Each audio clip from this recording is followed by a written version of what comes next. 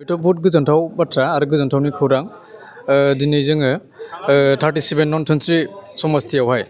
जोंनिनो आगोलनि MCLA press Mushahary सारखौहाय जों आरोबाव मोनफिनबाय बियो जोंनि BSU आरो इउथनि थाखाय बहुत गोजोनथाव रादाब आरो बेजों लोगोसे जों दिनैहाय लैहोर लैहोर फैनानै दिनै सारखौ जों बरायनानै जों गावखौनो गोजोननाय मोन्दों। नोंथाङाबो सासे दिनै BSU that means Bodoland student union right थिग बेबायदिनो दिनै सासे स्टुडेन्ट जानानै दिनै बेबायदि सासे बिजाथि महरै MCLA बिथाङा केन्डिडेट जानानै मा होनदों स्टुडेन्ट जानानै मा होनदों गोसोआव होयो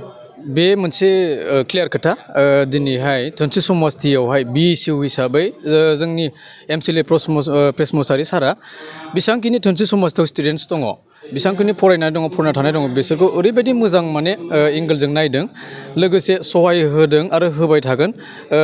फैबाय थानाय समाव आरो जोङो फरायनाय हिसाबै आरो स्टुडेन्ट हिसाबै जोङो बहुत गोजौआव जौगालांगोनखौ जोङो सारनिफ्राय जों नुहुरो आरो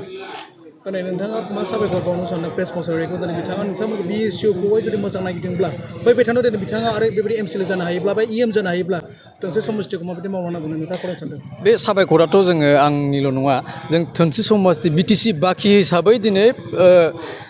फैबाय थानाय बिसायख'थियावहाय 23 समस्तिया बयनिख्रुइ बांसिन भटआव देरहाना थांगासिनो बिनि थाखाय जोङो गोख्रों खामानि मावगासिनो आरो जोङो सारखौ बेखौनो साबायखर होनांगोन दि जोंखौहाय सारमोना ओरैबायदि हेफाजाब होदों जों जुनथु लामायाव जों थांदों जों जुनथु खामानि मावनो थांदों बिथां सारमोना जोंखौहाय मदद होदों बिनि थाखाय जों सारखौहाय जोंनि गोसोनिफ्राय जों रोजा रोजा साबायखर बावो स्टुडेन्ट इउनियन जानानै फैबाय थानाय BTC इलेक्सनाव नोंथांमोना बाहागो लागोन सानदों नामा बेथ' निस्सय बे सैथोखा जों दानिफ्रायनो खामानि मावगासिनो दङ जोङो आजि दिनै जों बोसोरनैनि सिगांनिफ्रायनो जों BSU हिसाबै जों सिं खामानि मावगासिनो दङ आरो जोङो दाख्लैसो थांनाय बारावहाय जोङो मास मोननैनि सिगां जोङो उदालगुरि कलेजाव BSU इउनिट दादों बेजों लोगोसे दिनै जोंनि उदालगुरि डिस्ट्रिक्ट आरो उदालगुरि 23 ब्लकनि BSUनि जोंनि गोहोआ बहुत गोख्रों जागासिनो आरो जोङो गोख्रों खामानि मावगोन होननानै जों आसा खालामो जेखि MCLA फैया EM फैया MLA फैया गावबागाव समस्तियावहायो सासे फरायसाफोरखौहाय स्टुडेन्टफोरखौ माबायदि नायनांगौ आरो माबायदि नोजोर होनांगौ नोंथाङा बुंनो सानदों बिनि सिगांहाय आङो मोनफ्रोमबो ब्लकनि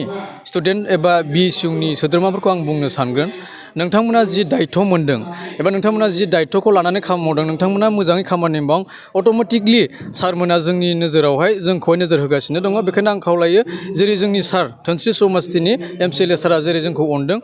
आं सानो जोंनि BTCआवहाय बेसेबांखिनि MCLA दङ मोनफ्रोमबो समस्तियाव एखे बिबानै जोंखौ नायबाय थादों आरो जोंखौ सापर्ट होबाय थादों आरो सोंथि खालामो BSU होननाय लोगो लोगो बड'लेण्ड स्टुडेन्ट इउनियन होनना बुङो दिनै BPF सरकारा थांनाय एक्जिस्टिंआवबो मा मावनो हाखो आरो अपोजिसन पार्टिया थाइसेयाव मा मावनो हाखो होनना बुङो क्लेरिफिकेसन मावनो सानदों दायो बियो जन्थुहाय थांनाय सिगांनि 15 बोसोर सरकार सालायनायावहाय BSUआ जेसेबांखिनि रुल लादों जोंनि नैबे उदालगुरि ओरैहाय इसांखिनि गैयामोन बे समाव आं गैयामोन जोंनि सिगांनि जेनेरेसन दंमोन बिसोर बिथांमोनाबो हानायखिनि जोंनि उदालगुरि कलेज लानानै जोंनि डिस्ट्रिक्टआव बहुतखिनि खामानि मावदों